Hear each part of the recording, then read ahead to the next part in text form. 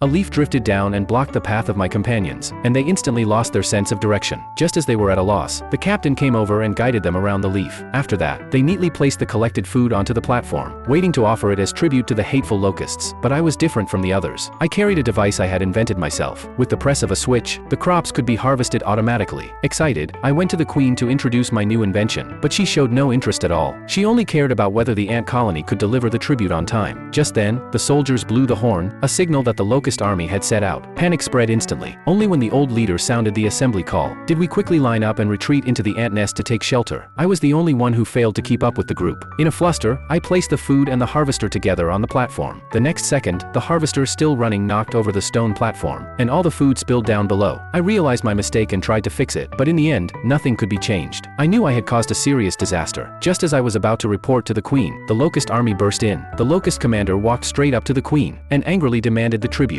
At that moment, I stepped forward and admitted my fault. Moved by my courage, the locusts decided to give the ant colony one more month, but demanded double the amount of food. Before the queen could respond, the locusts left. Soon, everyone's eyes turned to me. I shared my idea with the queen. I proposed gathering everyone together to build a giant bird model to scare away the locust army. The queen approved my plan. First, we carved the shape of a large bird out of leaves, then lifted it into the air to block the sunlight, casting the bird's silhouette on the ground. We quickly used branches to build the bird's frame. Working together, we soon completed a convincing bird model. Next, we used fallen leaves as feathers, and at last, a lifelike giant bird was finished. We hid it inside a tree hollow. That night, the locusts arrived right on time, and forced everyone into a corner. While they let their guard down, my companions and I slipped into the tree hollow. Before long, I climbed into the bird model, and descended from above. As expected, the locusts were terrified and scattered in all directions. But just when I thought the plan had succeeded, a furious locust set the bird on fire with a match. I had to make an emergency landing. This made the locusts realize they had been tricked, and they vented their rage wildly. Even so, we no longer retreated. United, we charged toward the locusts together. Terrified, the locusts fled completely. Our colony's crisis was finally resolved. Free from the threat of the locust army, our family lived a carefree life once more, and I, at last, earned the recognition of the colony.